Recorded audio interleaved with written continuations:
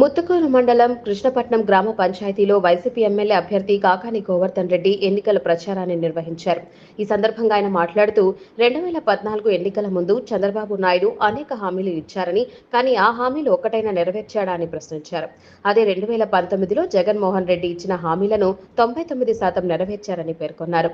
అదేవిధంగా 2000 ఉన్న పెన్షన్ 3000కు పెంచుకుంటూ పోతానని చెప్పిన మాటను నిలబెట్టుకున్న ఘనత ప్రియతమ నేత జగన్మోహన్ రెడ్డికి. 1వ తేదీ టెన్షన్ గా తెల్లవారక ముందే వాలంటీర్లు వచ్చి తలుపు తట్టి పెన్షన్ ఇవ్వడం ప్రపంచంలో ఎక్కడా జరగని విధంగా ఆంధ్ర రాష్ట్రంలో జరుగుతుందని తెలిపారు.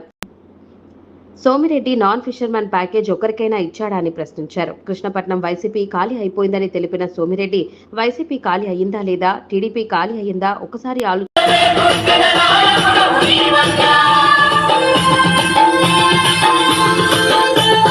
తీసుకున్నాను, మీరు చెల్లించాల్సినటువంటి ప్రతి రూపాయి నేను చెల్లిస్తాను, మీరు ఎవ్వరూ భయపడాల్సినటువంటి అవసరం లేదు అన్నాడు.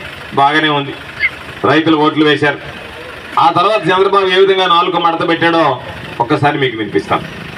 రుణమాఫీలు ఎక్కడ రుణమాఫీలు ఇచ్చేసి 1 టైం సెటిల్మెంట్ అయిపోయింది. ఇంకేం చేస్తారు? పూర్తిగా చేస్తారే.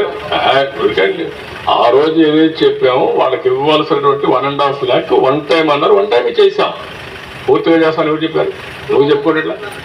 అది 1 రూపాయి కూడా మీరు కట్టాల్సినటువంటి అవసరం లేదని ఎన్నికలకు ముందు చెప్పాడు.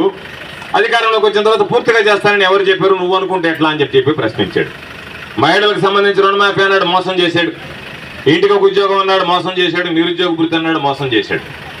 చంద్రబాబు మొత్తం 607 హామీలు ఇచ్చాడు ఆ పుస్తకంలో. ఆ తర్వాత ఆ పుస్తకాన్నే మాయం చేశాడు. 6 హామీలు కూడా నిలబెట్టుకున్నటువంటి నేపథ్యం లేదు. ఈరోజు జగన్మోహన్ రెడ్డి గారు చెప్పారు 2019లో రైతులకు సంబంధించి 4 విడతల్లో 50,000 ఇస్తానంటే చెప్పిన దానికన్నా మిన్నగా 67,500 రూపాయలు రైతుల చేతుల్లో పెట్టినటువంటి ఘనత ముఖ్యమంత్రి జగన్మోహన్ రెడ్డి గారిని మేము అందరికీ తెలియజేస్తున్నాం.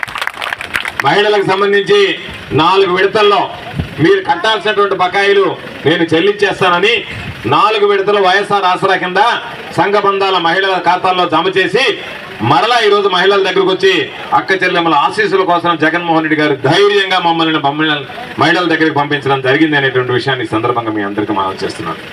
అమ్మఒడి అంటే 15,000 ఇచ్చాడు, విద్యాదీవెని ఇచ్చాడు, వసతి దీవెని ఇచ్చాడు, రజకులు, నాయ బ్రాహ్మణులు, టైలర్లకి ప్రతి సంవత్సరం 10,000 రూపాయలు ఇచ్చాడు. వాహన మిత్ర కింద ఆటో యజమానులకి, ట్యాక్సీ యజమానులకి 10,000 రూపాయలు ఇచ్చాడు. కాపు నేస్తామంటే 15,000 రూపాయలు ఇచ్చాడు. నేతను నేస్తామంటే 24,000 రూపాయలు ఇచ్చాడు. మత్స్యకార భరోసా అంటే 10,000 రూపాయలు ఇచ్చాడు. ఈ రాష్ట్ర చరిత్రలో ఏ ముఖ్యమంత్రి చేయనటువంటి విధంగా అనేక రకాలైనటువంటి కార్యక్రమాలు నెరవేర్చాడు.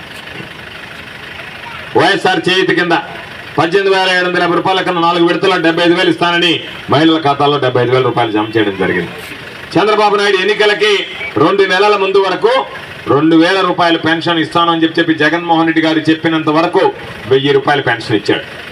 జగన్మోహన్ రెడ్డి గారు గుంటూరు ప్లేనరీలో మన ప్రభుత్వం అధికారంలోకి వస్తే 2,000 ఇస్తానని చెప్తే జగన్మోహన్ రెడ్డి గారికి ఓటేస్తామేనో కాబట్టి మనము 2,000కి పెంచుదామని 2,000 ఇచ్చాడు. ఎన్నికలకు 2 నెలల ముందు జగన్మోహన్ రెడ్డి గారు మొట్టమొదటి సంతకం 2,250 రూపాయల మీద పెట్టాడు. 2,500కి పెంచాడు. 2,750 రూపాయలు చేశాడు. 3,000 వరకు పెంచుకుంటూ పోతానన్నటువంటి మాట నిలబెట్టుకుంటూ ఈ జనవరి నుంచి 3,000 రూపాయలు అందించడం జరిగింది. ఈ దేశ చరిత్రలో 3,000 రూపాయలు పెన్షన్ ఇవ్వడమే కాకుండా ప్రతి నెల 1వ తేదీ కల్లా టంచన్గా ఇంటి ముందు వాలంటీర్ నిలబెట్టి ఇంటి గుమ్మం తలుపు తట్టి 1వ తేదీ కల్లా మీరు ఎప్పుడు నిద్రలేస్తారా, మీ చేతిలో పెన్షన్ పెడతామని పేదవాడి ఇంటికి పెన్షన్ నడిపించినటువంటి ఘనత ఈ దేశ చరిత్రలో జగన్మోహన్ రెడ్డి గారిది అని చెప్పి మీ అందరికీ సందర్భంగా మనం చేస్తున్నాం. ఇటువంటి నేపథ్యంలో ఈరోజు మనం అందరం ఆలోచన చేయాల్సింది, చాంతాడంత హామీలు ఇచ్చి ఎగ్గొట్టేటువంటి చంద్రబాబు కావాలన్నా, చెప్పినట్టుగా అమలు చేసేటువంటి జగన్మోహన్ రెడ్డి గారు కావాలన్నా నిర్ణయం తీసుకోవాల్సినటువంటి సందర్భం మీ అందరికీ మనం చేస్తున్నాం.